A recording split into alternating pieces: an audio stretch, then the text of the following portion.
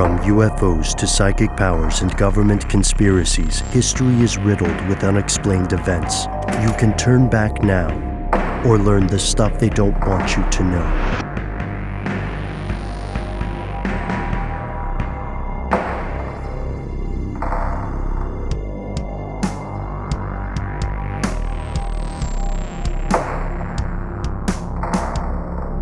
Fair gaming is a term that was coined by L. Ron Hubbard, the founder of Scientology, for the activity of dealing with the enemies of Scientology. And L. Ron Hubbard, like all cult leaders, had a proclivity to designating an us versus them world, and that there was always some monsters out there that are out to get us, Scientologists, and those monsters have to be vanquished. And the practice in Scientology is called fair game. And it really means to do anything necessary to obliterate that which is perceived to be an enemy. And Scientology loves to say, well, the term fair game has been canceled. And that actually is true. L. Ron Hubbard issued a policy letter. But policy letter is the official Scientology documents and writings of L. Ron Hubbard that are considered to be scripture of the religion. And I use religion in quotation marks, and church in quotation marks. You can't see me doing that because you're only hearing me, but this is my quotation marks, just like that. Yes.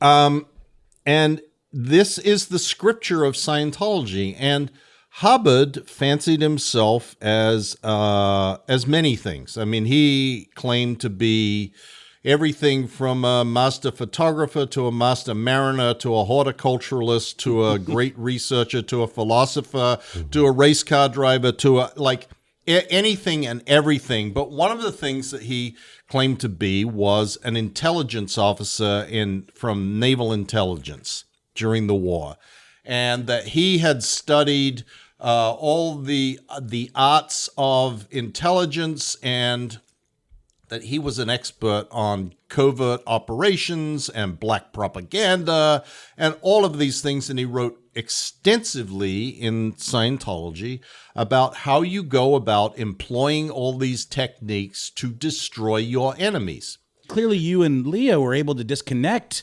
and go on with your lives, but still that has resulted as you being top listed people of folks who can threaten the church. And without naming any names, I mean, there's other high-level celebrities who, despite all this bad press, despite these documentaries, despite the general consensus of Scientology being a negative, toxic thing, they still vocally support the church. And I don't want to even name names or even go there, but do they really just still believe in it that much? Or is there something a little more sinister at play? Hey, we name their names every week. Do it. Our show. I'll let you do it. What's wrong with you guys? We're just you scared. mean Tom Cruise and John Travolta? Yeah, those are the Kirstie names. Alley, Yeah, okay, sure. Go ahead. Elizabeth Moss, the Beck. gang. Have to say it. Hate to say it. Beck. He's my favorite. I hate that for him. But how does that work? I mean, is there compromise? These auditing sessions? There's all these rumors that stuff that's gets. not. It's no. That's not it. That's not, and it certainly isn't what kept me. I mean, that to me is easy. Again, it's the mind. It's the twisting of the mind to believe that you are foregoing your eternity, that if you walk away from this, you're losing your family, you're losing your friends, you're losing everything that you've ever known, that if there's something, I mean, these guys manage to compartmentalize. I've heard John Travolta say this often. Well, I don't know everything that's going on. Bullshit. I don't know everything that's going on. Not really. I don't know everything that's going on. But what I do know is that Scientology has helped me. So why wouldn't I continue to participate in something that has helped me? And that is a pretty unassailable position to take, because who are you to say, well, it hasn't helped you? Look at you, dummy. It hasn't helped you. But it is also, you can ask John Travolta, well, have you watched The Aftermath? Did you read the article in the Tampa Bay Times? Have you read Lawrence Wright's book? Why would I do that? Why would I want to read bad stuff about something that has helped me? And this is another thing that Scientology and NXIVM and everyone else has made a very a sort of a study of how do you persuade people not to look at anything bad about you? How do you persuade them that it is harmful to them spiritually if they look at something bad? It's going to detract from their progress in Scientology and ultimately cost them more money to have to undo the bad effects of that on them. Right. And when I'm saying to you this, realize for a Scientologist, if they go read Us Magazine and there is a negative story about Tom Cruise in there, or Leah Remini is interviewed in Us Magazine, they are going to have to go in and pay for the auditing that unburdens them of the horrible sin of having looked at something negative about Scientology, because that's regressed them in their progress. Do people ever reach a point in the organization? Do they progress to a point where they're no longer being asked to pay money for audits or anything like that? Oh, I wish everybody could see Mike's face right now. No, we'll make this the YouTube clip. This can be the YouTube clip. That's a GIF. But I mean, seriously, for anyone wondering. No. You can reach the very top of the Scientology bridge to total freedom and then be told, oh, sorry, we found something new. You need to go back and start over. And this is something that NXIVM has too. I was speaking to Sarah Edmondson the other day, and she told me, she said, do you know, we had to redo our training. We'd get our scarf or whatever those things, sash, and then they'd come out and say, oh, no, you have to go back and redo it all, and you have to pay again. And it's the same thing in Scientology. You have to redo it. And we found some new, formerly unknown piece of information from L. Ron Hubbard that was buried in someone's suitcase under their bed somewhere. And suddenly now everything that you did before has to be redone. And not only that, we now have a new fundraising program. We have to buy new facilities for every church in the world. And we call these ideal orgs. And Scientology has been opening these buildings around the world for the last 20 years on a theory that David Miscavige presented to Scientologists, that in order for Scientology to truly expand, it had to have buildings and facilities that would allow all aspects of Scientology to be presented in an appropriate fashion for everyone. So we need new buildings, and they have to be X number of square feet, and it's going to cost $20 million and blah, blah, blah, blah. So pay up. And this pay up for that, and for another thing called the International Association of Scientologists, which is is a scam. It's just a scam. It's like Scientologists believe that giving money to the International Association of Scientologists is helping educate children in Africa, or save people from hurricanes, or do good work for the victims of an earthquake in Haiti or whatever. And it's bullshit. It does not happen. The most that happens is they go and shoot a video, and then they show everybody, look at this video. We got 5 people in this video, but there were thousands more that you just can't see.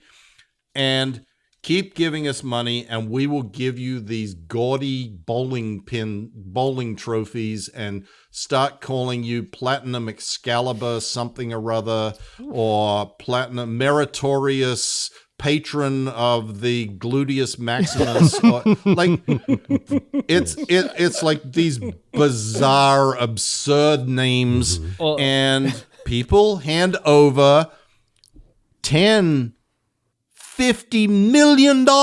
Yeah. Like Bob Duggan, a very prominent Scientologist who developed a drug that was bought out, and his company was bought out by AbbVie for $2.5 billion, has given like hundreds of millions of dollars to Scientology for all of these bullshit programs. And like I said, with no oversight, Scientology never has to show its books. It's like They never have to tithing, show right? that- Isn't that basically the same thing as tithing to a church? Like you're just giving the Well, money. if tithing, if tithing, well, you think of tithing as like 10%. If tithing was 50, that's more the Scientology model. 50 or more. Well, Like Scientology is ruthless about getting money. Go take a loan. Go, cash in your college fund. Get your stocks. Sell your stocks. Sell your house. Do whatever.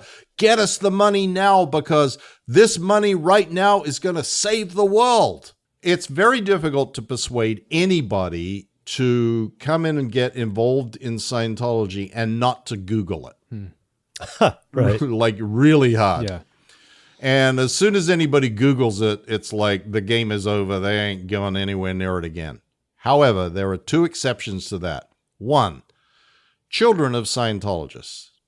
The offspring of existing Scientologists tend to end up in the Sea Organization if they remain a Scientologist through up until they become a teenager. Sea Org is like essentially Scientology boot camp, right? Wouldn't you say? Like, or I don't know, is that oversimplifying? Well, Scientology life. Yeah. It's like full-time living, eating, and working inside Scientology organizations. But in Going Clear, there's a whole part of it where the early Sea Org was all of these almost sensory deprivation things of like really whipping people into shape to be completely complicit in everything that Scientology was about. Like, swabbing the decks and all of this kind of stuff and people getting injured. Oh, yeah. Like that aspect. I'm just wondering. Yeah, every person that joins the Sea Organization does that for the first couple of months. That's that is the boot camp of the Sea Org. Got it. And the second type of person that Scientology manages to recruit at this point is people from third world countries or very poor or oppressed areas like Eastern Europe or Central and South America. And they will promise those people that they will bring them to the United States and get them a visa and give them a house, somewhere to live and food, and all they have to do is work. And for many of those people, the idea of going to and living in the United States under any circumstances with a guaranteed job and food is like a dream come true. Mm-hmm. And they don't have access to the internet, and they wouldn't know what to Google anyway. They're just told by someone, look, here's an opportunity for you. And so you find, like in Clearwater, that a bunch of those Sea Org members down there hardly speak English and are literally have become indentured servants because now they're stuck. They can't get out. And it really is a human trafficking violation. This aspect of Scientology is in violation of human trafficking laws. And if the law enforcement agencies responsible for that could get their act together, they would be able to bring an effective case on human trafficking.